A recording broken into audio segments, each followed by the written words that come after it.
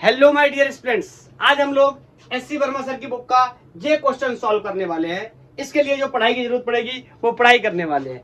ये क्वेश्चन इस तरीके से, ये चेन है, इसकी लेंथ एल है, ये किसी टेबल पे रखा हुआ है और ये स्लिप ऑफ कर जाता है, तो बताना मुझे इसकी काइनेटिक एनर्जी कितनी होगी। और ये जो लेंथ है 2/3 ऑफ टोटल लेंथ हैंग कर रहा है टेबल से नीचे, तो बोल रहा है find the kinetic energy when chain is slip of completely. तो ये चैलेंजिंग क्वेश्चन हम सॉल्व करने वाले हैं इसी लेक्चर के अंदर। तो आज के लिए ऑफ कोर्स टॉपिक लगाना है पोटेंशियल एनर्जी। कुछ लोग सोच रहे होंगे सर मुझे तो क्वेश्चन देख के लगा काइनेटिक एनर्जी होगी। काइनेटिक एनर्जी और वर्क एनर्जी थ्योरम का हम डिस्कशन कर चुके हैं। इस क्वेश्चन को रिलेट करेंगे या सॉल्व करेंगे पहले पोटेंशियल एनर्जी से, फिर बाद में इसकी काइनेटिक एनर्जी निकालेंगे।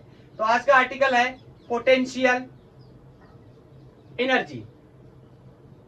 बताना चाहता हूं कुछ पोटेंशियल एनर्जी के बारे में। First of all, potential energy किसी आइसोलेटेड ऑब्जेक्ट की या बॉडी की बात नहीं कर सकते, हमेशा सिस्टम की बात करेंगे। जैसे ग्रेविटेशनल पोटेंशियल एनर्जी का टर्म आपने सुना होगा, अर्थ के रिस्पेक्ट में बात करते हैं या ग्राउंड के रिस्पेक्ट में उस ऑब्जेक्ट को ऊपर या नीचे करते हैं, ठीक है। इलास्टिक पोटेंशियल एनर्जी बारे में भी आपने सुना होगा। मैं पोटेंशियल एनर्जी के बारे में आपको थोड़ा सा बताना चाहता हूं। पोटेंशियल एनर्जी एक्चुअली में क्या होता है, इसका रियल मीनिंग क्या होता है, जब भी हम किसी ऑब्जेक्ट का कॉन्फ़िगरेशन चेंज करते हैं, मतलब उस पर काम करते हैं। आपको पता है किसी ऑब्जेक्ट का कॉन्फ़िगरेशन हम जब चेंज करेंगे मींस उस पर फोर्स लगाएंगे और उसको डिस्प्लेस करेंगे, उसके ऊपर क्या होने वाला है, वर्क डन होने वाला है। तो जो वर्क डन हम करेंगे अगर वो ऑब्जेक्ट के अंदर स्टोर हो गया in the form of energy, ऐसी एनर्जी को हम पोटेंशियल एनर्जी के नाम से जानते हैं। ये एक्चुअल मतलब है पोटेंशियल एनर्जी क्या है। हाँ, इसी को डेफिनेशन में हम लोग ऐसे भी पढ़ते हैं कि potential energy is minus times of work done. Minus का मतलब स्टोर्ड एनर्जी और वर्क मतलब किसी एक्सटर्नल एजेंट ने या किसी फोर्स ने वर्क किया होगा। इंपॉर्टेंट बात मुझे आपको यहां पर यह बतानी है कि जो फोर्स यहां पर होगा वो कंजर्वेटिव होना चाहिए। अगर कंजर्वेटिव नहीं होगा, फोर्स पाथ डिपेंडेंट हो गया वर्क डन, या नॉन कंजर्वेटिव हो गया, एनर्जी का लॉस हो गया, तो जितना काम हम करेंगे उतना उसके अंदर स्टोर नहीं हो पाएगा, तो आइडेंटिकली डेफिनेशन खराब हो जाएगी। इस वजह से जो फोर्स हम यहां पे सेलेक्ट करने वाले हैं वो कैसा फोर्स होना चाहिए, कंजर्वेटिव फोर्स होना चाहिए। तो इसकी छोटी सी डेफिनेशन लिखते हैं पहले। तो मैं कह सकता हूं कि पोटेंशियल एनर्जी क्या है, potential energy is associated कॉन्फिगरेशनली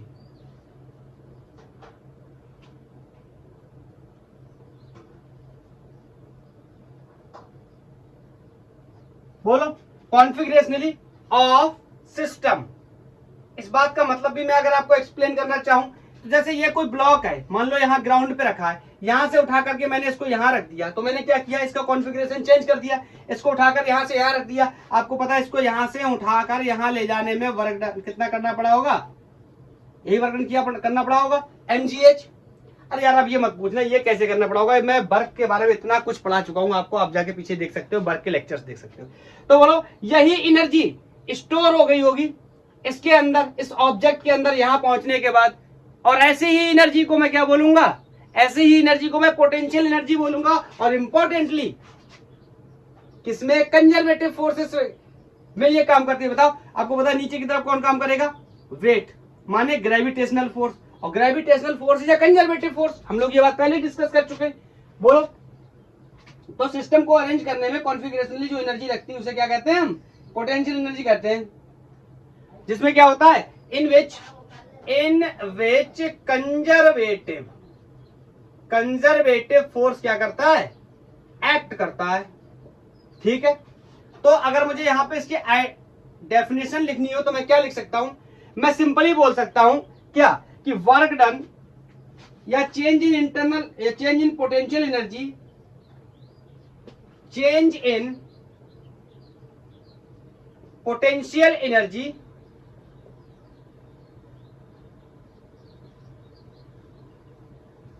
will be equal to negative,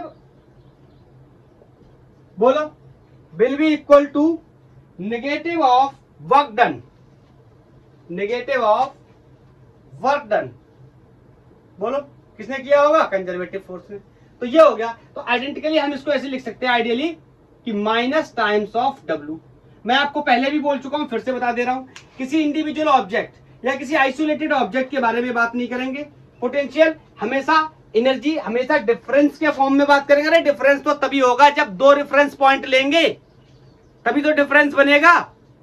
तभी तो बोल रहा हूं आइसोलेटेड में बात नहीं कर सकते। ऑब्जेक्ट को उठा के कहां से कहां ले जा रहे हैं ये तब डिसाइड करेंगे। ये डिसाइड करना जरूरी है कि अर्थ से कहां लेके जा रहे हैं, दूर लेके जा रहे हैं, पास लेके जा रहे हैं, अर्थ से कितना दूर है। दो सिस्टम का इन्वॉल्वमेंट होगा, मतलब हमेशा बात करेंगे डिफरेंस ऑफ पोटेंशियल एनर्जी की, कभी भी बात नहीं करेंगे एनर्जी की। क्लियर? हाँ, बार बार सर मैंने तो फॉर्मूला पढ़ा है, U = ½ kx², U = mgx।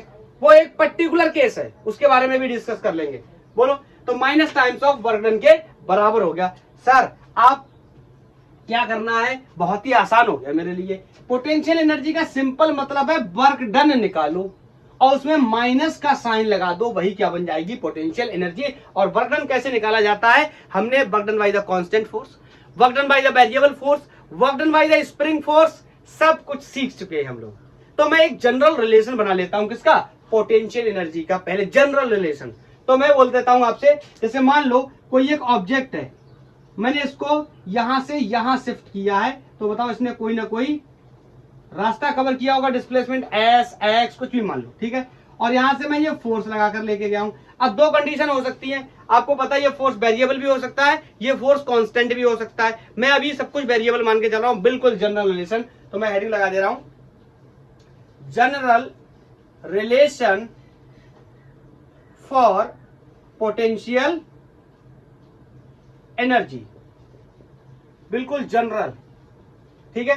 तो मैं मान ले रहा हूं, मैंने पार्टिकल को यहां से स्टार्ट किया, ये इसकी इनिशियल पोजीशन थी और यहां तक मैं लेके गया, ये इसकी फाइनल पोजीशन है। आपको पता है पोजीशन बहुत मैटर करेगी, क्योंकि we are dealing with the conservative forces. Is that clear? अब ये फोर्स वेरिएबल है, तो आपको पता है वेरिएबल फोर्स का वर्क डन मैं कैसे लिखता हूं, dw = f vector dot ds vector. बोलो, मतलब क्या करते हैं, इसको infinity small ds ds ds ds ds length में काट लेते हैं और मान के चलते हैं कि हर एक ds में फोर्स की वैल्यू क्या होगी, कांस्टेंट। फोर्स भले ही वेरिएबल होता है, लेकिन ट्रीट हर बार में कांस्टेंट ही करते हैं, चाहे work done bye constant force हो, चाहे work done by variable force हो। बट वेरिएबल होता है तो इन्फिनिटी स्मॉल पार्ट्स तोड़ करके कर लेते हैं। Is that clear? Is that clear? बोलो, अब मैं अगर इसको क्या कर दूं, इंट्रीगेट, तो बोलो ये क्या होगा, यहां से यहां तक लेके जाने में जो भी वर्क डन होगा वो पूरा वर्क डन मेरा निकल करके आ जाएगा। बोलो, मैं यहाँ पे एक और बात आपको मेंशन कर दे रहा हूं कि फोर्स एक्स के अलोंग लग रहा है, मतलब फोर्स किसका फंक्शन है, पोजीशन का फंक्शन है। जैसे जैसे पोजीशन चेंज हो रही है वैसे वैसे फोर्स चेंज हो रहा है। इट मींस ये फोर्स क्या है, वेरिएबल फोर्स। अगर फॉर्मूले में तो मुझे नहीं पता चलेगा ना ये वेरिएबल कांस्टेंट, तो यहाँ पे मैंने एक्स लगा दिया। अब बताओ, अगर मुझे लिखना है क्या, अगर मुझे लिखना है पोटेंशियल एनर्जी, तो बताओ इसी में क्या कर दूंगा, माइनस लगा दूंगा, मतलब डेल्टा यू या डी यू भी लिख सकते हो आप। Delta U will be equal to minus times of work done, और वर्क डन क्या है, फोर्स और डिस्प्लेसमेंट का डॉट प्रोडक्ट। बोलो, force is the function of position, तो पोटेंशियल एनर्जी भी फंक्शन होगा पोजीशन का। This is the very general relation. हाँ, इसमें एक चीज और है, लिमिट्स भी डालने पड़ेंगे। तो मैंने लेट्स से x = इनिशियल से शुरू किया और x = फाइनल पर मैंने ले जाकर के क्या किया, खत्म किया। अब आप ये भी कह सकते हो ये किसके लिए लिख दिया, तो आप चाहो तो ये भी कह सकते हो पोटेंशियल एनर्जी है, ये किसके लिए, potential energy for variable force. Variable force अगर कांस्टेंट फोर्स के लिए लिखना हो बहुत आसान है, ये एफ डी एक्स की बजाय सीधा क्या लिख दो, एफ डी एस को हटा के क्या कर दो, एस। तो D W sorry delta U, अब यहां एक्स हटा दे रहा हूं क्योंकि सिंपली फोर्स क्या हो जाएगा, कांस्टेंट। तो पोटेंशियल एनर्जी भी क्या हो जाएगी, कांस्टेंट। तो ये हो जाएगा minus times of F S या F vector dot S vector. This is for constant force. इसलिए मैं आपको बोल रहा हूं ना, सिंपल ये रिलेशन दिमाग में रखो। जितना आप मैथमेटिकल एक्सप्रेशंस को क्लियर करोगे, physics will be very easy. अगर आप सोचोगे आप ऐसे फॉर्मूले पढ़ोगे, स्टैंडर्ड वगैरह पढ़ोगे, तो आपको बार बार दिक्कत आएगी। ठीक है, तो मतलब वर्क डन निकाल लेंगे, वर्क डन निकालने के बाद माइनस का साइन लगा देंगे, that will be the potential energy. बोलो, हटाऊं? मैं अब एक रिलेशन बनाने जा रहा हूं, इस रिलेशन का इस्तेमाल मैं नेक्स्ट लेक्चर में करूंगा, मैं आपको ये अभी बता दे रहा हूं। अगर मैं बोलूं आपसे relation between potential energy and force के बारे में आपसे मैं बोलूं कि रिलेशन बताओ पोटेंशियल और फोर्स में क्या होगा, very simple, relation between potential energy and force, end of course कौन सा फोर्स है, कंजर्वेटिव फोर्स। तो बोलो अभी अभी मैंने सीखा, अगर मैं इसको डिफरेंशियल फॉर्म में लिख दूं तो इसको लिख सकता हूं D U minus D U equal to minus times of D W, is that clear? तो I can write D U will be equal to minus F, बोलो, इनटू डी एक्स। बोलो, रिलेशन बनाने जा रहा हूं, जनरल रिलेशन बनाने जा रहा हूं, बोलो। हाँ, मान लेता हूं उस पर्टिकुलर कंडीशन में फोर्स और डिस्प्लेसमेंट दोनों एक ही डायरेक्शन में है, तो इस डॉट को हटा देता हूं, cos थीटा को ओपन करके जीरो लगा दिया, इज दैट क्लियर? तो यहां से फोर्स की वैल्यू कितनी आ गई, minus times of D you divide कर दिया डी एक्स से। ये बहुत ही इंपॉर्टेंट रिलेशन है, एंड ऑफ कोर्स ये फोर्स कैसा होने वाला है, कंजर्वेटिव। क्लियर? इसका रियल मतलब मैं नेक्स्ट लेक्चर में बताऊंगा, जब मैं आपको इक्विलिब्रियम के बारे में एक्सप्लेन करूंगा कि इक्विलिब्रियम तीन प्रकार के होते हैं, अनस्टेबल, स्टेबल और न्यूट्रल इक्विलिब्रियम। ठीक है, तो इसका रिलेशन का इस्तेमाल नेक्स्ट लेक्चर में होगा। हाँ, इतना बता सकता हूं कि फोर्स कैसी क्वांटिटी, अगर इसको मैं वेक्टर में लिखना चाहूं तो आपको पता है फोर्स कैसी क्वांटिटी है, वेक्टर क्वांटिटी, पोटेंशियल एनर्जी है, स्केलर क्वांटिटी होगी। तो यहां पर मैं नीचे अगर इसको वेक्टर में लिखूं तो ये dx वेक्टर, ये f वेक्टर। अगर मेरे से पूछा जाए कि डायरेक्शन ऑफ फोर्स के बारे में आप क्या कहते हो, ये लेक्चर, ये कॉन्सेप्ट दोबारा से क्लास 12th में आएगा जब हम लोग इलेक्ट्रिकल पोटेंशियल एनर्जी की पढ़ाई करेंगे। बोलो, तो यहां से मैं कह सकता हूं ये माइनस का साइन लगा हुआ है, direction of force will B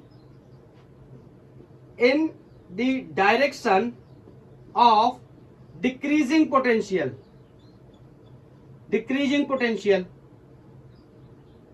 energy. ठीक है, मतलब किसी जगह से पोटेंशियल एनर्जी की वैल्यू क्या हो रही है, जिधर से कम हो रही, मतलब कहीं पे ज्यादा होगी, फिर कम कम कम, तो वही फोर्स का डायरेक्शन हो जाएगा। इतनी ही बात मुझे आज के इस लेक्चर में इस टॉपिक पे इतनी ही बात बतानी है। इसका इस्तेमाल हम नेक्स्ट लेक्चर में करने वाले हैं, किसके लिए, इक्विलिब्रियम के लिए। हम फोर्स कर देंगे क्या, जीरो कर देंगे, तो यहां से कुछ ना कुछ सीखने को मिलेगा, नेक्स्ट लेक्चर में देखेंगे। तो मैं इसको अब हटाने जा रहा हूं, ये रिलेशन हम नेक्स्ट लेक्चर में इस्तेमाल करने वाले हैं। मुझे यहाँ पर रिलेशन बताना था, फोर्स की डायरेक्शन बतानी थी, मैंने बता दी। अब मैंने जो पोटेंशियल एनर्जी पढ़ी है, इसको बेसिकली मैं दो चीजों में अप्लाई करने वाला हूं, या जो पोटेंशियल एनर्जी हम लोग पढ़ने जा रहे हैं वो दो प्रकार की होती है हमारे सिलेबस के अकॉर्डिंग। एक होती है gravitational potential energy, gravitational potential energy, और दूसरी होती है इलास्टिक पोटेंशियल एनर्जी, उसकी बात करेंगे। पहले ग्रेविटेशनल पोटेंशियल एनर्जी के बारे में डिस्कस कर लेते हैं। तो बहुत ही क्लियर है, ग्रेविटेशनल पोटेंशियल एनर्जी का क्या मतलब हुआ कि जब किसी ऑब्जेक्ट को हम अर्थ के रिस्पेक्ट में उठा करके एक जगह से दूसरी जगह शिफ्ट करेंगे, मतलब कॉन्फ़िगरेशन चेंज करेंगे, तो जो वर्क डन हमें करना पड़ेगा, या जो वर्क डन कंजर्वेटिव फोर्स को करना पड़ेगा, conservative force will B gravitational force को करना पड़ेगा, वही वर्क स्टोर हो जाएगा in that object in the terms of potential energy. बोलो, क्लियर है? तो देख लेते हैं इसको थोड़ा सा करके। जैसे मान लो मैंने किसी ऑब्जेक्ट को यहां पर रखा है, आप चाहो तो रेफरेंस लेवल यहां ग्राउंड का ले सकते हो। मैंने मान के रखा है कि ये ऑब्जेक्ट पहले से बाई 1 डिस्टेंस नीचे है, मतलब सॉरी, ग्राउंड से बाई 1 डिस्टेंस क्या है, ऊपर है। जनरल रिलेशन ड्राइव कर रहे हैं, इसलिए अर्थ रेफरेंस अर्थ का नहीं ले रहे, यहां नहीं तो जीरो हो जाएगी वैल्यू बाई की। ठीक है, अब मैं इसको यहां से उठा करके यहां ले गया, in the presence of gravitational field या in presence of gravitational force. बोलो, तो ये यहां से यहां पहुंच गया, लेफ्ट से इसकी ये पोजीशन कोई बाई फाइनल हो गई या बाई 2 हो गई, और मैंने मान लिया कि यहां से यहां तक मैंने इसको कुछ h चलाया है, ये m मास का ऑब्जेक्ट है। बताओ, अगर मैं लिख दूं वर्क डन और लगा दूं माइनस का साइन, तो क्या हो जाएगा पोटेंशियल एनर्जी के बराबर? ऑफ कोर्स हो जाएगा। तो क्या इसका वर्क डन निकालने में मेरे को कोई दिक्कत है? बताओ कैसे निकालूं? कांस्टेंट फोर्स के तरीके से निकालूं या वेरिएबल फोर्स के तरीके से निकालूं? वेरिएबल से निकालता हूं, आप ऐसे ही सीखा करो। तो delta U will be equal to minus times of work done, और वर्क डन को मैं लिख सकता हूं क्या? फोर्स इनटू डिस्प्लेसमेंट का डॉट प्रोडक्ट। अब ध्यान से देखो, ऊपर की तरफ लेके जा रहे हैं, बोलो ऊपर की तरफ लेके जा रहे हैं, मतलब इस बार जो फोर्स है वो फंक्शन किसका है? बाई का फंक्शन है। मतलब इस बार एक्स की जगह बाई का फंक्शन है, तो मैं यहां क्या लिख लूंगा? F D by. बोलो ये बाई का फंक्शन है, डॉट प्रोडक्ट है। Is that clear? बताओ। अब लिमिट रख लेता हूं, मैंने बाई वन माने बाई इनिशियल से स्टार्ट किया और वाई फाइनल पे ले जाकर के मैंने इसको रखा। तो delta U will be equal to minus, बोलो फोर्स की वैल्यू रख देता हूं, ध्यान से सुनना, यहां फोर्स लग रहा होगा नीचे की तरफ कौन? mg, बोलो, और डिस्प्लेसमेंट और ऊपर की तरफ हो रहा होगा कुछ ना कुछ। तो पहले तो एंगल भी क्लियर कर लेते हैं दोनों के बीच में। एंगल कितना हो जाएगा? 180 डिग्री का। तो this is going to be mg is the force and displacement बोलो। अब डिस्प्लेसमेंट को तो ऐसे ही रखना पड़ेगा ना, तभी तो हम कर पाएंगे। और cos थीटा की वैल्यू रखनी हो तो कितने रख सकते हैं? 180, limit from by initial two by final. बिल्कुल जनरल रिजल्ट बनाना चाहिए हमें, हमेशा स्टैंडर्ड पे काम नहीं करना चाहिए। उसके बाद स्टैंडर्ड में कन्वर्ट कर लो, वो अलग बात है। बोलो, इज दैट क्लियर? तो डिस्कस करें, बताओ। तो ये माइनस हो जाएगा और माइनस के साइन के साथ आके इधर क्या हो जाएगा? प्लस। देखो ये 180 माइनस का हो जाएगा, तो इसके साथ ये मैं माइनस हटा दे रहा हूं। Is that clear? अब ये पूरा कंफर्म हो गया। बोलो m क्या है? कांस्टेंट। g भी क्या है? कांस्टेंट। तो बताओ इंटीग्रेशन किसका बचा? dy का। dy का इंटीग्रेशन बोलो क्या हो जाएगा? बाई। और लिमिट बता दो इनिशियल से फाइनल के लिए। तो यहां पर मैंने लिख दिया delta u will be mg by final minus mg by initial. अरे upper limit minus lower limit रखते, इतना तो पता ही है। या आपको अगर ऐसा लग रहा है ना, फाइनल वगैरह नहीं अच्छे लग रहे, तो आप इसको बाई 2 माइनस बाई 1 कर लो, ठीक है। अब यहां से बना लेते हैं जनरल रिजल्ट। जनरल रिजल्ट बना ही लिया, स्टैंडर्ड रिजल्ट बना। अच्छा हाँ, इसको एक तरीके से और भी लिख सकते हैं कि delta U is equal to M G, और बताओ बाई 2 माइनस बाई 1 को हम डेल्टा बाई भी तो लिख सकते हैं, चेंज इन बाई। कैसे भी लिख लो यार, तरीका तो बात तो एक ही है ना। हाँ, अब अगर मैं आपसे बोलूं ये रेफरेंस मैंने यहां ना लेकर के ग्राउंड का लिया है, इसका मतलब मैं बोल सकता हूं क्या बोलूं बताओ। मैं बोल सकता हूं if object initially at the ground मतलब बाई इनिशियल 0 होने वाला है। बोलो इट मींस कितनी वर्टिकल हाइट कवर करी होगी? y2, उसी को क्या लिख ले रहा हूं? y लिख ले रहा हूं। बोलो देन क्या हो जाएगा एक्सप्रेशन? यहां पर इनिशियल कितना हो जाएगा? इसको कितना डाल दूंगा? 0। तो कितना हो गया? Simply delta u is equal to mg, बोलो बाई, और mg बाई लिख लो। या आप चाहो तो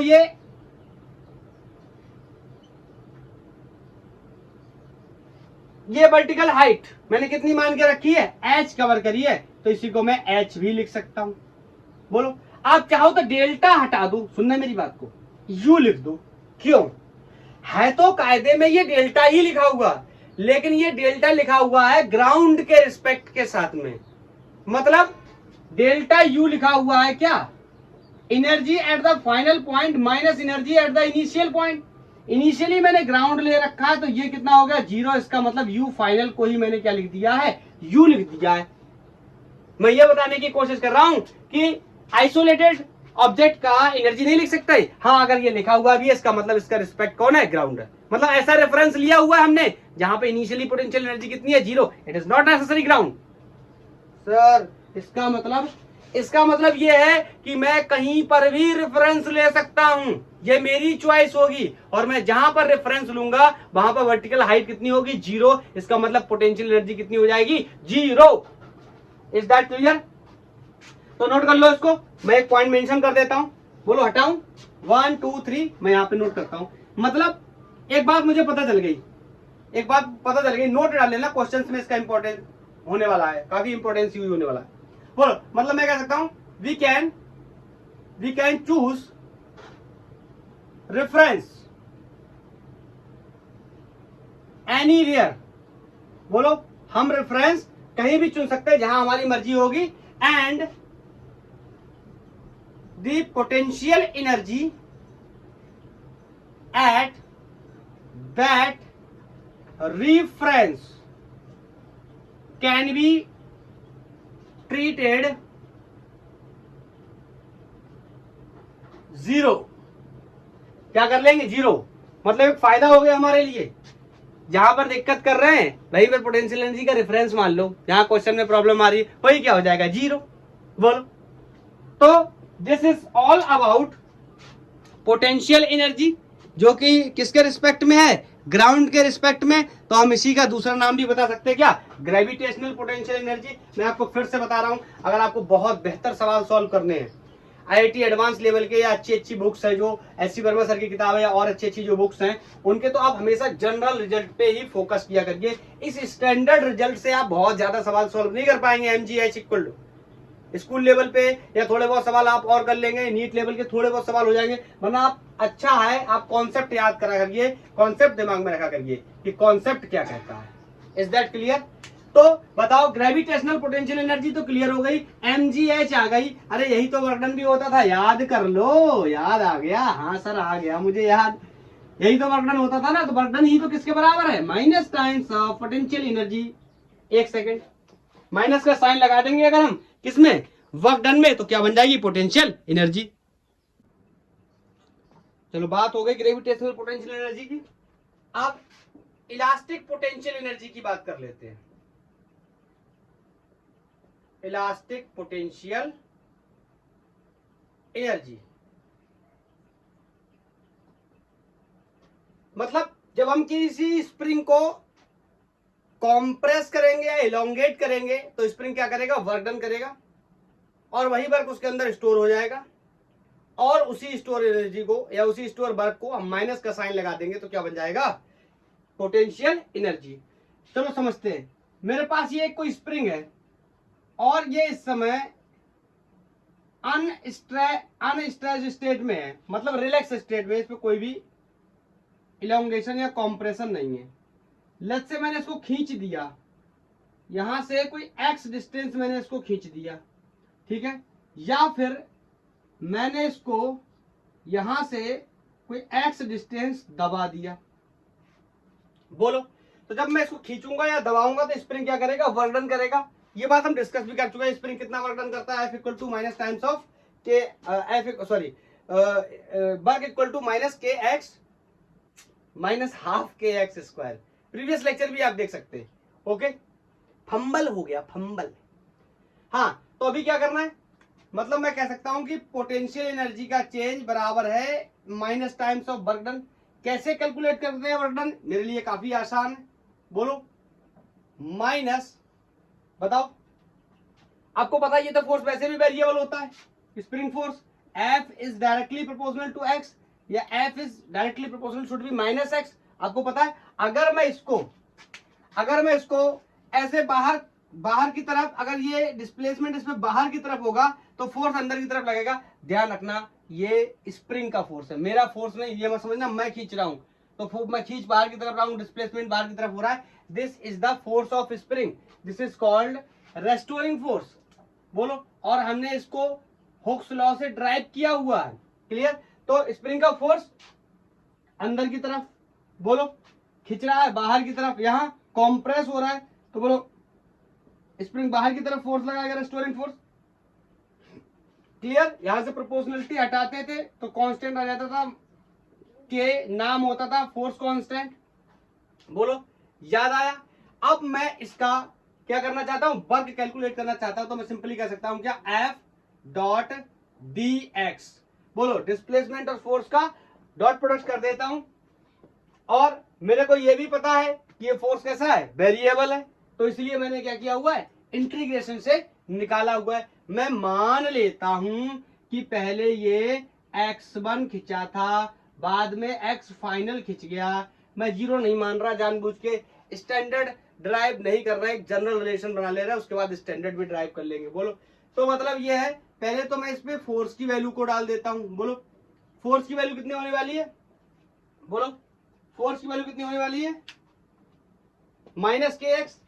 अब मेरी बात को ध्यान से सुनना, मैं यहाँ पे एक बात आपको बताना चाहता हूं, अब ऐसा मत करना, ध्यान से सुनना कि फोर्स की वैल्यू आपने माइनस के एक्स रख दी, ठीक, उसके बाद आपने F D x cos theta करने गए आप, तो डी एक्स कॉस थीटा करने गए, तो आप देखोगे कि कॉस थीटा की वैल्यू भी आप 180 रख दोगे, जो कि आपको दिखाई भी देगा, क्योंकि फोर्स और डिस्प्लेसमेंट दोनों कहाँ है, अपोजिट डायरेक्शन में। ये इसी वजह से ही तो माइनस आया है, क्योंकि फोर्स और डिस्प्लेसमेंट दोनों अपोजिट डायरेक्शन में, दैट्स व्हाई यहाँ मैंने माइनस लिया है। तो आप यहाँ पर एक्स्ट्रा माइनस और मत लेना, वरना आप माइनस माइनस प्लस और फिर माइनस कर दोगे। तो आप ऐसे समझ लो, या तो यहाँ पे cos 180 कंसीडर अगर कर रहे हो आप, अगर cos 180 कंसीडर कर रहे हो तो इस माइनस को कंसीडर मत करो, ठीक है। तो फिर से ये वैल्यू कितनी हो जाएगी, delta U equal to minus, बोलो 180 डिग्री की वैल्यू -1, तो माइनस माइनस क्या हो जाएगा, plus. This is going to be K X D X. बोलो अब इसका क्या करेंगे, integration, limit from x initial to x final, so delta u will be, बोलो के बाहर आ जाएगा, और बहुत बार बता चुका हूं x का integration with respect to dx कितना हो जाएगा, x²/2। फिर से बताता हूं, x to the power n का integration with respect to dx क्या हो जाता है, पावर में हम एक ऐड कर देते हैं और टोटल पावर को डिवाइड कर देते हैं। पावर कितना था 1 में एक ऐड किया, कितना हो गया x², और पावर को डिवाइड कर दिया, दैट्स ओके। ओके, यहां से लिमिट इनिशियल से फाइनल तक, बोलो तो यहां पर लिमिट डाल के एक्सप्रेशन बना लेता हूं, this is going to be half बाहर आ जाएगा, बोलो हाफ के x², और x² की जगह लिमिट डालूंगा क्या, फाइनल, तो मैं कह सकता हूं x F minus final square minus half K x initial square, ठीक है। या आप चाहो तो इसको ऐसे भी लिख सकते हो कि delta U equal to half K को कॉमन रख लिया, X final minus X initial will be change in distance, बोलो तो हाफ के डेल्टा x²। मैं आपको एक बात बताना चाहता हूं, अब बताओ अगर आपने स्टैंडर्ड रिजल्ट पे काम करना है, मतलब अगर मैं ये बोल दूं कि मान लेता हूं कि इनिशियली जो स्प्रिंग है वो रिलैक्स्ड है, इनिशियली स्प्रिंग क्या है, रिलैक्स है। रिलैक्स होने का मतलब इनिशियल चेंज इन लेंथ कितनी है, 0। इसका मतलब देन मैंने उसको कुछ क्या कर दिया, खींच दिया, और खींच करके उसकी लेंथ में x चेंज कर दिया, तो ये डेल्टा u का एक्सप्रेशन विल बी हाफ के x²। हाँ, ये डेल्टा u को फिर से आप चाहो तो डेल्टा u को u final minus u initial कर सकते हो, तो इनिशियली कोई भी इलोंगेशन या कॉम्प्रेशन नहीं है, तो इनिशियल पोटेंशियल एनर्जी भी कितनी हो जाएगी, 0। इसका मतलब इस डेल्टा u को मैं क्या लिख सकता हूं, u फाइनल, और u फाइनल को ही मैं क्या लिख सकता हूं, u। तो आपने ऐसे भी रिजल्ट पढ़ा होगा, u इक्वल टू हाफ के x²। मैं आपको बहुत बार बता चुका हूं, ये u क्या है, पोटेंशियल एनर्जी है, फिर से रिलेटिव है, किसके साथ में इसका रिलेशन है, जब अनस्ट्रेच्ड था, ठीक है। तो ये भी क्या है, सिंगल पोटेंशियल मत समझ लेना एनर्जी, ये क्या है, ये भी किसी के साथ क्या है, रेफरेंस लिया गया है। Is that clear. अच्छा, आपने एक चीज पढ़ी थी, मैंने आपको बताया था कि work done by the spring, previous lecture में हमने स्प्रिंग द्वारा वर्क डन कैलकुलेट किया था, तो हाफ के x² आया था, ये जनरल रिजल्ट था, नहीं सॉरी ये स्टैंडर्ड रिजल्ट था। और बताओ पोटेंशियल एनर्जी क्या होती है, minus times of work done होती है, तो बताओ यही कितना हो जाएगा, हाफ के पॉजिटिव x²। यही तो निकल करके आया, हम बार बार यही तो डिस्कस कर रहे हैं कि अगर जो वर्क मैं कैलकुलेट कर रहा हूं उसमें माइनस का साइन लगा दूं या फिर स्टोर वर्क बोल दूं उसी को, तो that will be the potential energy. Is that clear, कोई डाउट तो नहीं है। और आपको एक बात और याद होगी, मैंने जब conservative and non conservative forces के बारे में आपको पढ़ाया था, तो मैंने आपको बताया था कि ग्रेविटेशनल फोर्स, स्प्रिंग फोर्स, बोलो याद आया, एंड इलेक्ट्रोस्टैटिक फोर्स, ये क्लास 12th में आएगा। ये कैसे होते हैं, कंजर्वेटिव होते हैं, तो इसीलिए मैंने ग्रेविटेशनल फोर्स की वजह से जो वर्क डन हुआ, ग्रेविटेशनल पोटेंशियल एनर्जी पढ़ ली। स्प्रिंग की वजह से जो वर्क हुआ, मैंने स्प्रिंग की एनर्जी पढ़ ली। Potential energy, elastic potential energy. अब नेक्स्ट पोटेंशियल एनर्जी मैं क्लास 12 के अंदर पढ़ने वाला हूं, that is going to be electrical potential energy, या फिर मैग्नेट के फोर्स की वजह से magnetic potential energy. Is that clear? तो जो फोर्सेस क्या होंगे, कंजर्वेटिव होंगे, उनकी वजह से हम एनर्जी कैलकुलेट कर लेंगे। बोलो, तो this is all about the elastic potential energy. Expression आ गए। अब हम क्या करते हैं, कुछ क्वेश्चंस ले लेते हैं। पहला क्वेश्चन मैं नीट से लेने जा रहा हूं, कुछ नीट के क्वेश्चन करेंगे, और जिससे स्टार्ट किया था वो question S C Verma sir का, वो भी करेंगे। ये क्वेश्चन हमारा पहला क्वेश्चन है, ये नीट 2017 में पूछा गया, 2017 नीट का प्रॉब्लम है। बोल रहा है कि एक कोई रेन ड्रॉप है जो ऊपर से गिर रही है, फॉल कर रही है, और इस रेन ड्रॉप का जो मास है that is given 1 gram. Clear है? और बोल रहा है फॉलिंग फ्रॉम 1 किलोमीटर हाइट, मतलब ग्राउंड के रिस्पेक्ट में ये 1 किलोमीटर को मैं 1000 मीटर्स लिख देता हूं, ठीक है, 1000 मीटर्स में कन्वर्ट कर लिया। It hit the ground with the speed of 50 metre per second, मतलब जब ये ग्राउंड को हिट करती है उस दौरान इसकी स्पीड 50 मीटर पर सेकेंड होती है। क्लियर? बोल रहा है work done by the gravitational force and resistive force बताइए, मतलब work done by the gravitational force बताना है। Work done by the resistive force का मतलब जो एयर फ्रिक्शन लग रहा होगा उसकी बात कर रहा है। अब आप कहोगे सर इस क्वेश्चन को हम कैसे सॉल्व करेंगे? पोटेंशियल एनर्जी की हेल्प से। आपको पता है अभी अभी मैंने सॉल्व किया था कि ग्रेविटेशनल पोटेंशियल एनर्जी कितनी आ गई थी, वर्क डन के बराबर mgh के बराबर, शॉर्ट फॉर्म में अगर हम उसकी बात करें तो बताओ ग्रेविटेशनल पोटेंशियल एनर्जी बोल दूं मैं या वर्क डन बोल दूं, एक ही बात है। इस केस में आया था कितना, mgh। Is that clear? तो यहां से work done by the gravitational force, mass is 1 ग्राम में, तो किलोग्राम में कन्वर्ट कर लिया। ग्रेविटी की वैल्यू 10 ट्रीट कर लेते हैं, बोलो ठीक है। और h आपको पता है, h कितना, कहाँ है h, ये 1000, मतलब इसको भी 10 टू द पावर 3 लिख सकते हैं। तो यहां से आप क्लियरली देख सकते हो, इससे ये मर जाएगा, तो यहां पर आंसर आ गया 10 जूल। इसमें 10 जूल क्लियर हो रहा है, इसमें 10 जूल है, तो वैसे तो ये दिख रहा है मुझे ये ऑप्शन सही हो गया, लेकिन हम ऐसे नहीं कर सकते। अब दूसरा सवाल बड़ा इंटरेस्टिंग है, कह रहा है रेसिस्टिव फोर्स का वर्क डन बताइए। अब आप मेरे को एक बात बताओ, रेसिस्टिव फोर्स तो एक नॉन कंजर्वेटिव फोर्स होता है, और नॉन कंजर्वेटिव फोर्स के लिए हम इस तरीके के कॉन्सेप्ट का यूज तो कर नहीं सकते, और नॉन कंजर्वेटिव फोर्स के लिए एनर्जी कंजर्वेशन जैसे कॉन्सेप्ट का भी यूज नहीं कर सकते। बहरहाल हमने पढ़ा नहीं, लेकिन फिर भी हम इतनी बात तो जानते ही हैं। तो बताओ क्या कर सकते हैं? मैंने एक बात पढ़ी हुई है, मैंने वर्क एनर्जी थ्योरम के बारे में पढ़ा हुआ है, work done by the all forces will equal to the change in kinetic energy. बोलो, ऐसे निकालना बहुत मुश्किल है कि इसका वर्क डन निकालने जाऊं तो बताओ इसका फोर्स पहले पता होना चाहिए। अरे यार किसी चीज का वर्क डन निकालने जा रहा हूं, A to Z, कोई भी चीज है XYZ, तो पहले उसका फोर्स तो पता होना चाहिए। रेजिस्टिव फोर्स मुझे पता नहीं है, वरना मैं ऐसे निकाल लेता F.ds, और आप तो एंगल मान लेते 180 हो जाएगा। क्यों? फोर्स जब ऑब्जेक्ट नीचे गिरता तो फोर्स ऊपर लगता, रेसिस्टिव फोर्स। बोलो, डिस्प्लेसमेंट नीचे होता, लेकिन मुझे रेसिस्टिव फोर्स नहीं पता है।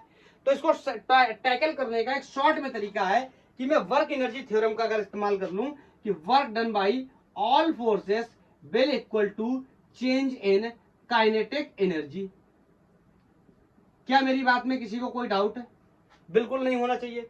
वर्क डन कितने फोर्सेस एक्ट कर रहा है? क्वेश्चन के हिसाब से 2 फोर्स एक्ट कर रहा है, एक ग्रेविटेशनल फोर्स, तो work done by gravitational force, plus work done by resistive force जिसकी क्वेश्चन बात कर रहा है, will equal to the change in kinetic energy. अगर आपको ये बात नहीं पता है तो आप मेरा लेक्चर देखो पहले, वर्क एनर्जी थ्योरम का पूरा कॉन्सेप्ट क्लियर हो जाएगा। ओके, अगर आपको पता है तो अच्छी बात है, यही से कैरी करते हैं आगे क्वेश्चन को। बोलो, तो मेरे हिसाब से अब इसमें कोई खास प्रॉब्लम होने वाली है नहीं। बताओ इनिशियल काइनेटिक एनर्जी कितनी है? 0। अरे यहाँ से ड्रॉप ही तो करना है, फॉल किया गया है। पढ़ लो आप क्वेश्चन को, पढ़ो, लिखा होगा, ये देखो फॉल कर रहा है। तो बताओ, अब मेरे लिए बहुत ही आसान है, मैं लिख सकता हूं work done by the gravitational force, मैंने अभी भी निकाला 10 joule, plus work done by the resistive force निकालना है, काइनेटिक एनर्जी फाइनल हाफ, मास कितना है 1 ग्राम, मैंने किलोग्राम में कन्वर्ट कर लिया। बोलो, b स्क्वायर, टकराने से जस्ट पहले वेलोसिटी या स्पीड कितनी, 50 × 50। बोलो, अब इसको सॉल्व करेंगे तो देखो 1 0 यहां से जब मर जाएंगे तो कितने बचेंगे, 25, तो मैं कह सकता हूं 2.5 बचेगा। तो आगे देखो 10 जूल, अब ये मत पूछना कैसे बचेगा, इधर 2.5 हो जाएगा इसको सॉल्व करने के बाद, ठीक है, 2.5 हो जाएगा, ये उधर जाएगा, तो WR will be equal to 2.5 minus 10 joule, फिर कैसा आने वाला माइनस का 8.8 जूल, 8.875 जूल। बोलो, और हमारा ऑप्शन कौन सा सही हो गया? सी ऑप्शन हमारा क्या हो गया? सही। और हमें ये भी पता चल गया कि वर्क डन नेगेटिव क्यों आ रहा है। क्यों? बोलो, जो रेसिस्टिव फोर्स है वो क्या करेगा? मोशन का अपोज करेगा, उल्टी डायरेक्शन में लगेगा, इस वजह से। तो बोलो, मैं नेक्स्ट क्वेश्चन ले लेता हूं। क्लियर है? क्या मैं कुछ और बताऊं? मेरे हिसाब से मैंने जो कॉन्सेप्ट बताया इतना काफी है। हाँ, वर्क एनर्जी थ्योरम को बताना बहुत ही जरूरी है। वर्क एनर्जी थ्योरम हमारे लिए बहुत ही इंपॉर्टेंट फैक्टर है। वैसे मैं निकाल लेता अगर मुझे फोर्स पता होता, तो work done by resistive force will be equal to resistive force into displacement कर लेता। रेसिस्टिव फोर्स नहीं पता है, और चूंकि फोर्स रेसिस्टिव इसलिए एनर्जी कंजर्वेशन का भी यूज नहीं कर सकता। दैट्स व्हाई मैंने वर्क एनर्जी थ्योरम का यूज किया। ये मैंने निकाल लिया, यहां पे मैंने इसकी वैल्यू रख दी, यहां से निकल आई और माइनस आ गई। Is that clear?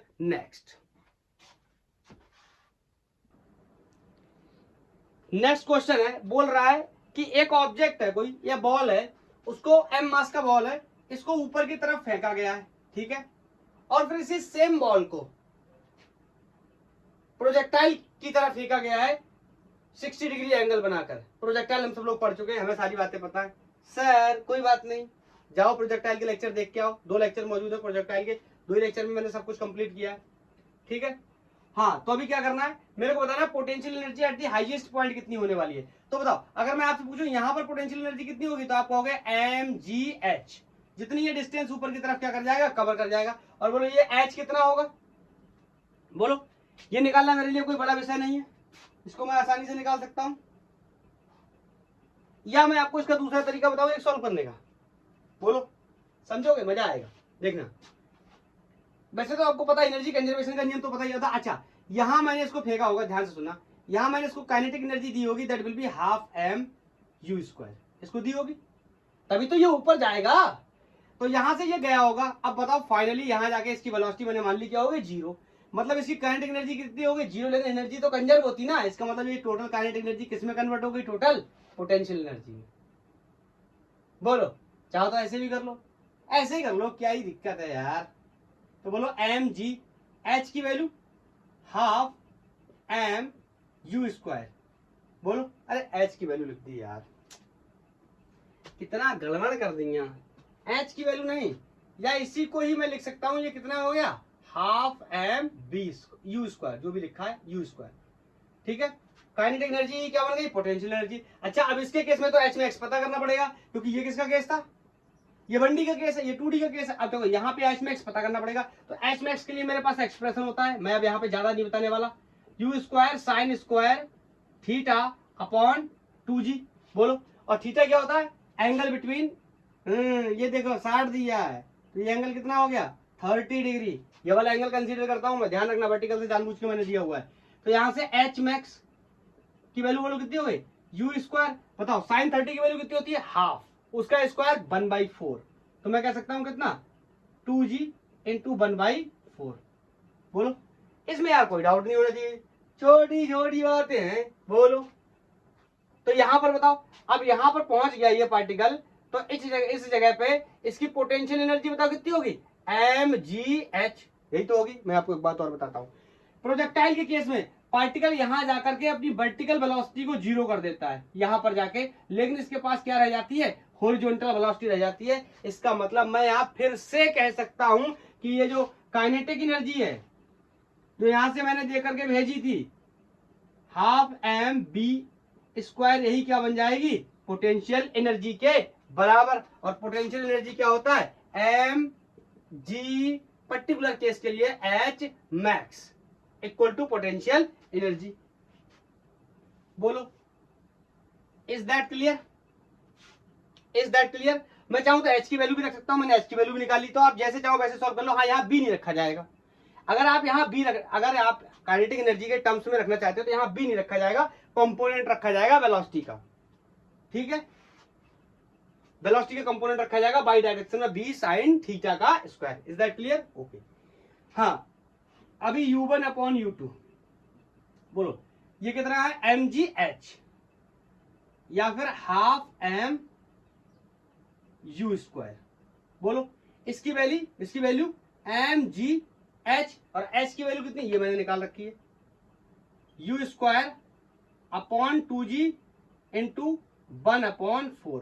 देखो ये u स्क्वायर से u स्क्वायर मर गया, ये m से ये m मर गया, ये ग्रेविटी से ये ग्रेविटी मर गया। बोलो ये हाफ से ऐसा नहीं मरेगा, बोलो ये तो सॉल्व कर ही लोगे कि नहीं कर पाओगे, हाँ मरेगा, ये पलट के ऊपर जाएगा तो u1 upon u2 equal to 4/1 या 4⁻1। ये क्वेश्चन हमारा क्या होगा, सही हो गया, option D is correct. Okay next, ये हमारा नेक्स्ट क्वेश्चन है और ये वही क्वेश्चन है जिससे हमने लेक्चर की शुरुआत करी थी। एससी वर्मा का क्वेश्चन है, मेरे से कह रहा है कि ये कोई चेन रखी हुई है जो कि यूनिफॉर्म चेन है। यूनिफॉर्म चेन का मतलब इसकी मास डेंसिटी सेम है, मतलब हर पर यूनिट लेंथ में मास क्या है, सेम है, एंड लेंथ इसकी L and mass M over hangs on a smooth table with its 2/3 part is lying on the table, मतलब 2/3 ऊपर टेबल पे है और तो 1/3 क्या कर रहा होगा, हैंग कर रहा होगा, 1/3 हैंग कर रहा होगा। Find the kinetic energy of the chain after it completely slips of. बोल रहा है जब यहां से ये गिर जाती है, मतलब जब यहां से गिरती है तो ये गिर रही होगी किसी ना किसी वेलोसिटी से, तो बता दो कि इसकी काइनेटिक एनर्जी कितनी होगी, बोलो।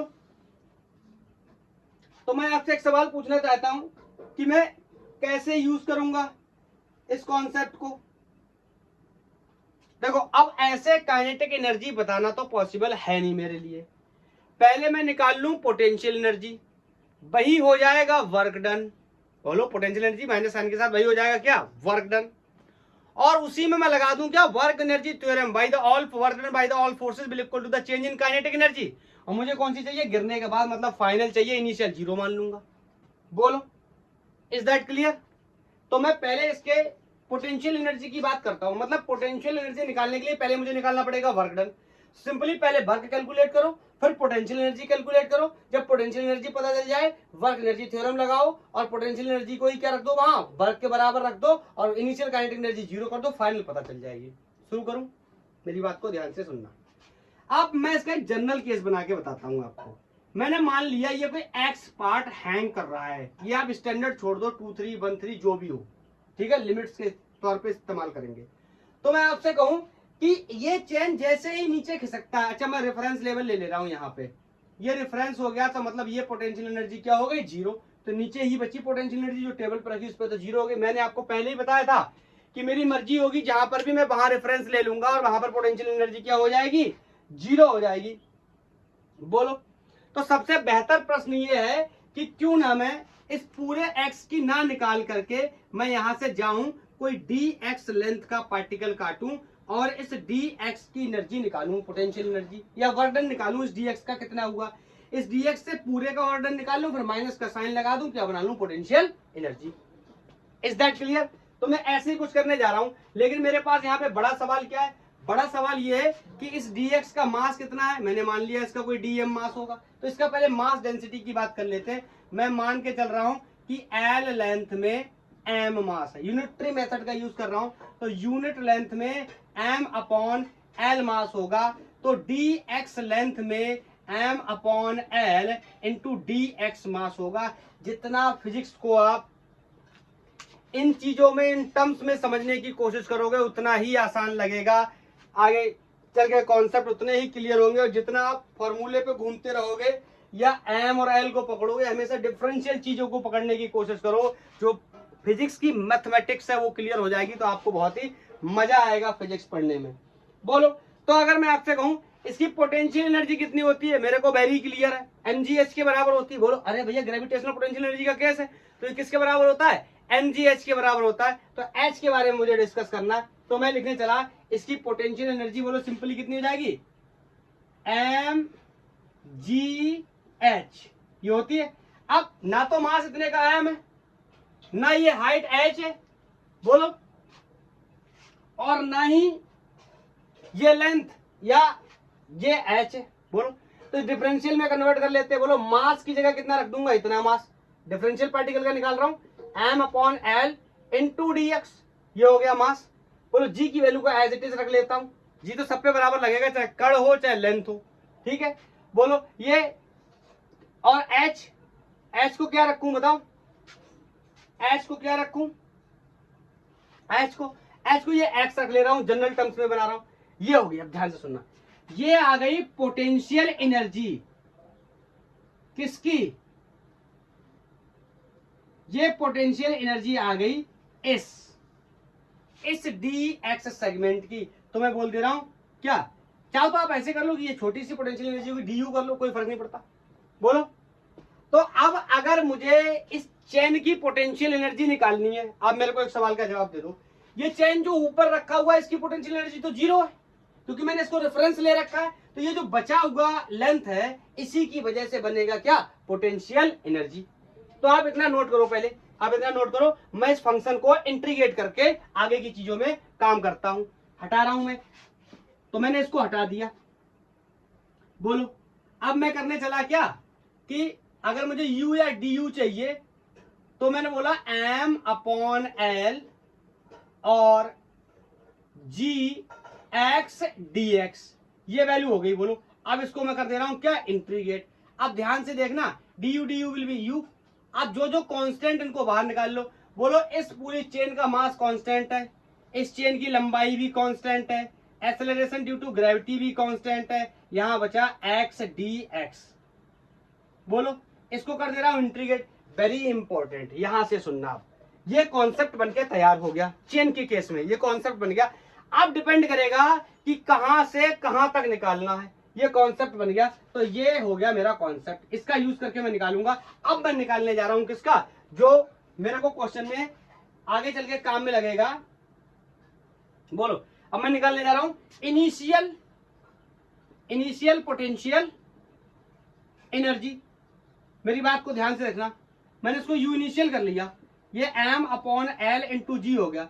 बताओ, इनिशियली बात करूं तो 2/3, अब क्वेश्चन पे आ जाता हूं, 2/3 लेंथ इसकी क्या है, टेबल पे पड़ी हुई है, तो ऑफकोर्स 1/3 लेंथ इसकी क्या कर रही होगी, नीचे हैंग कर रही होगी। और पोटेंशियल एनर्जी ये हैंग कर रहा है, इसी की वजह से होगा। यहाँ रेफरेंस मैंने क्या लिया है, यहाँ मैंने पोटेंशियल एनर्जी रेफरेंस क्या ले लिया, टेबल, तो इसकी पोटेंशियल एनर्जी कितनी हो गई, 0। Is that clear. तो लगा दूं लिमिट, मान ले रहा हूं क्या, लेंथ 0 से लेंथ कितनी हो गई, l/3। ये तो स्टैंडर्ड बन गया, यहां से काम कर लेंगे। इसका इंटीग्रेशन सबको पता है। अब थोड़ा सा मेरे को आप थोड़ी सी छूट दे दो, थोड़ी सी मेरे को स्टेप्स कम करने के लिए।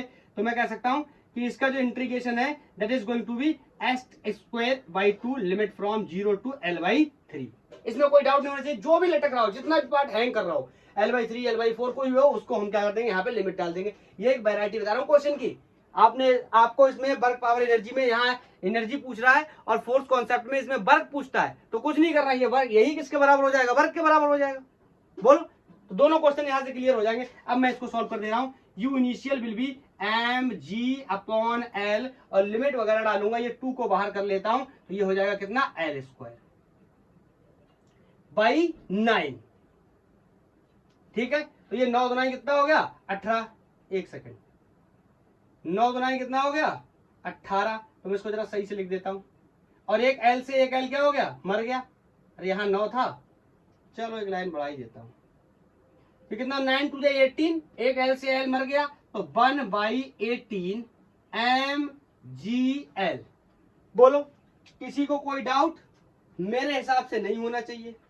बोलो, किसी को कोई डाउट। और मेरे से एक छोटी सी मिस्टेक हो गई, वेरी छोटी सी मिस्टेक है यार, यहाँ माइनस लगाना चाहिए था ना। वर्क डन निकाला था ना मैंने, किसी एक पार्टिकल का वर्क डन निकाला था, तो यहाँ पे मुझे माइनस का यूज करना चाहिए। अरे आपको पता है potential energy is equal to minus times of work done, तो वो माइनस में भूल गया था। ठीक है, तो ये इनिशियल मिल गई। अब मैं आपसे पूछूं, क्या ये इनिशियल है, इनिशियल इतने पार्ट की, तो आप कहोगे मैं इसे this is also total initial potential energy.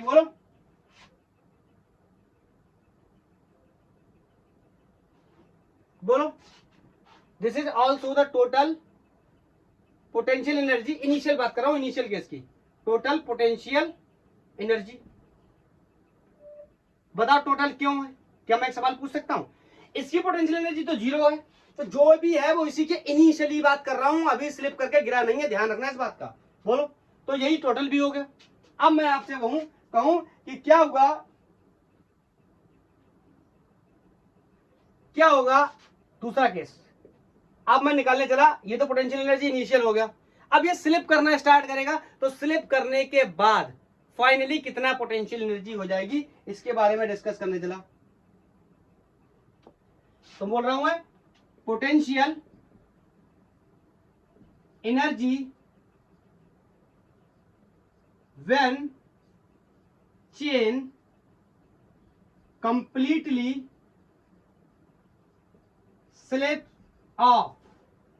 बताओ, अब तो ये आसान होने वाला, फंक्शन तो मैं यही यूज करने वाला हूं। बोलो, तो इस बार क्या हो जाएगा, u final is equal to minus M upon L into G, बोलो इंटीग्रेशन x dx, लिमिट बता दो। अरे पूरा ही गिर गया, बोलो मतलब लिमिट क्या हो जाएगी, 0 से l, पूरी चेन क्या कर गई, स्लिप ऑफ कर गई, कंप्लीटली स्लिप ऑफ की बात कर रहा हूं। तो देखो अब यहाँ पे ये इंटीग्रेशन वगैरह करके आप लिमिट वगैरह डाल लेना, और यहाँ पे आंसर कितना आ जाएगा, final will be minus M, देखो ये कितना हो जाएगा, एल स्क्वायर बाई 2 हो जाएगा, तो और एल से एल क्या हो जाएगा, कट जाएगा, तो एम जी एल बाई 2, या अच्छा करके लिखे तो इसको माइनस 1/2 एम जी एल आ गई।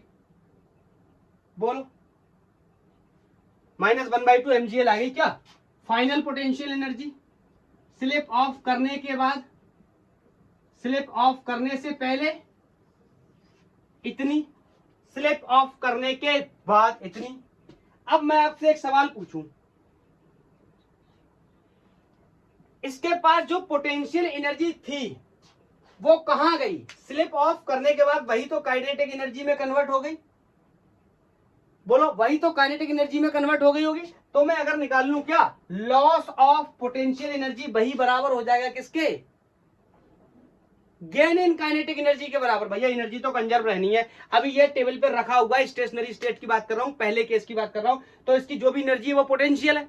जब ये चलने लगा, कंप्लीटली स्लिप ऑफ कर गया, तो जो इसकी एनर्जी टोटल वो क्या है, काइनेटिक। पोटेंशियल एनर्जी कन्वर्ट हो गई किसमें, काइनेटिक। तो मैं कह सकता हूं जो लॉस है, लॉस इन पोटेंशियल एनर्जी किसके बराबर हो जाएगा, गेन इन काइनेटिक एनर्जी के बराबर। किसी को कोई डाउट नहीं होना चाहिए इस बात में।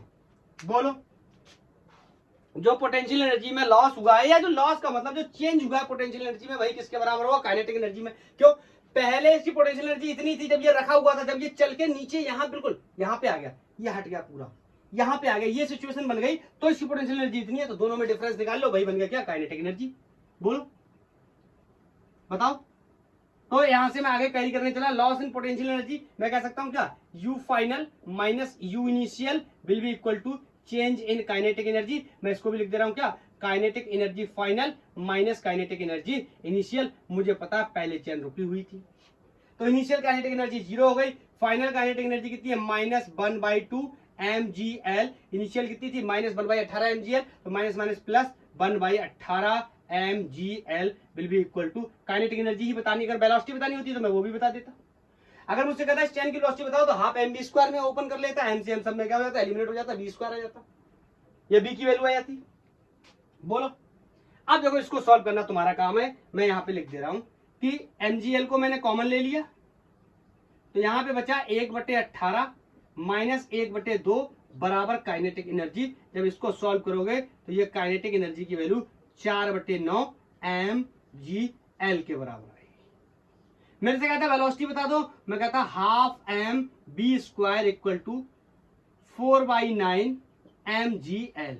एम से एम को मार डालता, बोलो बाकी इसमें गुणा भाग कर देता, तो बी इक्वल टू ये कितना है, 4 दूनाई 8/9, और एम से एम मर गया, जी इधर आ गया, तो इसको अंडर रूट के अंदर डाल देता, ये वेलोसिटी मिल जाती है। बोलो वेलोसिटी भी पता चल जाती, मैं इसको सॉल्व कर सकता था। तो बताओ जो एससीबी का क्वेश्चन था उसके लिए काइनेटिक एनर्जी की वैल्यू कितनी आ गई, 4/9 mgl। Is that clear, I think should be clear. बोलो बोलो नेक्स्ट, मजा आया ना, next this is the next question and also from the HC Verma. HC Verma से नया क्वेश्चन है। क्वेश्चन कह रहा है कि ये कोई m मास का ब्लॉक है और ये यहां से स्मूथ ट्रैक पे गिर रहा है, ठीक है। उसके बाद ये आके टकराता है इससे और स्प्रिंग क्या कर जाता है, कॉम्प्रेस कर जाता है। if the mass m is released from the rest at the height h, the smooth track, बोलो find the maximum compression in spring, मतलब ये स्प्रिंग कितना दब जाता है, ये बात हमें बतानी है। देखो इसमें पोटेंशियल एनर्जी स्टोर होगी, ग्रेविटेशनल पोटेंशियल एनर्जी स्टोर होगी, वही बोलो उसी से क्या होगा, आगे टकराएगा, काम करेगा, दबा देगा। बोलो मतलब मैं सिंपली कह सकता हूं कि ग्रेविटेशनल पोटेंशियल एनर्जी का store minus times of work done के बराबर होता है। मैं क्यों लगा रहा हूं उसको, यहां से ग्रेविटेशनल पोटेंशियल एनर्जी जो भी स्टोर होगी इस ब्लॉक के अंदर, ये टकराएगा, ये इस पे क्या कर देगा, वर्क, या मैं कह सकता हूं ब्लॉक इसका अपोज करेगा, कितना ब्लॉक अपोज करेगा जिस वर्क डन से इतना ही वर्क होगा। बोलो इसकी पोटेंशियल एनर्जी कन्वर्ट हो जाएगी इसके अंदर स्टोरेज एनर्जी में, जिसे हम पोटेंशियल एनर्जी के नाम से कहेंगे। देखो वैसे क्या होता है, गिर के काइनेटिक में कन्वर्ट होता है, लेकिन गिरने के लिए फ्री फॉल का रास्ता है, उसके बाद आगे जाके कहीं रुकावट, तो इसके अंदर जो भी एनर्जी स्टोर है वो सब इसको ट्रांसफर कर देगा, और इसके अंदर जो एनर्जी ट्रांसफर होगी उसे हम क्या बोलेंगे, work done by the spring. तो लगा देता हूं, बोलो स्प्रिंग के अंदर कितना वर्क डन होता है, हाफ के एक्स स्क्वायर। बोलो potential energy mgh, is that clear. और स्प्रिंग का वर्क डन कितना होता है, minus K X square, minus इसकी वजह से तो कैसा हो जाएगा, प्लस। Is that clear. मुझे x बताना है, तो यहां से x की value will be 2mgh upon k। बोलो, और जिन लोगों को न्यूमेरिकल में आंसर चाहिए, मैथमेटिकल आंसर, तो इस ब्लॉक का मास 40 ग्राम है, हाइट, ये जो वर्टिकल हाइट है ये 4.9 मीटर है। Is this clear. और ये जो स्प्रिंग का जो स्प्रिंग कांस्टेंट है दैट इज 400 न्यूटन पर मीटर। ये गिवन डेटा है, सब यहां पे रख देंगे। बोलो कितना, 2, मास की जगह कितना रखेंगे, 40 ग्राम को किलोग्राम में कन्वर्ट कर देंगे। बोलो जी की वैल्यू 10 रख लेंगे, एच की वैल्यू ये रख देंगे। सारी वैल्यूज को रखने के बाद जो मैथमेटिकल आंसर आने वाला है x, that will be 9.8 centimetre. Is that clear. अब रख लेना, मैं यहाँ पे रख देता हूं एक बार। बोलो 2, मास कितना हो गया, 40 इंटू 10⁻³ किलोग्राम में कन्वर्ट कर लिया। जी की वैल्यू 10, के की वैल्यू 400, और सॉरी एच की वैल्यू 4.9 और के की वैल्यू 400। सारे रख के सॉल्व करोगे ये आंसर आ जाएगा। बोलो सर मुझे ग्रेविटेशनल पोटेंशियल एनर्जी का कॉन्सेप्ट बहुत अच्छे से समझ में आ गया, मैंने तो एस सी वर्मा सर की बुक के क्वेश्चन भी सारे सीख लिए, तो अच्छी बात है। नेक्स्ट क्वेश्चन मैं आपके लिए दे देता हूं, आप इसका आंसर मुझे बता देना। Question is from the JEE Mains. Okay, next question है जेईई मेंस 2021 से लिया गया। एक बॉडी है एम मास की, ड्रॉप किया जा रहा है किसी हाइट h से। बोल रहा है it reaches the ground with the speed, ground पे पहुंचने पर इसकी ये फाइनल स्पीड दे रखी है। बोल रहा है value of work done by air friction. देखो अब आप इस क्वेश्चन को करने जाओगे ना, तो जैसे मैंने क्वेश्चन कराया था ड्रॉप वाला, याद है, उसी कॉन्सेप्ट से भी हम इस क्वेश्चन को कर सकते हैं। कैसे, बोलो work done by the gravity force या पोटेंशियल एनर्जी तो मैं निकाल सकता हूं mgh। बोलो हाइट कितनी दे रखी है h, तो मुझे क्या पता चल जाएगा, पोटेंशियल एनर्जी या वर्क डन किसका, ग्रेविटेशनल फोर्स का पता चल जाएगा। उसके बाद मैं क्या लगा दूंगा, work energy theorem, work done by gravity, work done by friction force will be equal to the change in kinetic energy. Drop किया जाता है, इसका मतलब इनिशियल काइनेटिक एनर्जी कितनी हो जाएगी, 0, और फाइनल काइनेटिक एनर्जी को एक्सपोज कर देंगे। बोलो जो कि यहाँ पे कितना दे रख देंगे, हाफ mv² रखेंगे, b की वैल्यू ये दे रखी, सब कुछ रखेंगे, आंसर आ जाएगा। बोलो क्लियर है। तो इसका आंसर आप मुझे बता देना। मजा आया होगा, आई थिंक कॉन्सेप्ट एकदम क्लियर हो गया होगा। बोलो तो आज के लिए इतना ही, थैंक यू, धन्यवाद, पढ़ाई करते रहिए।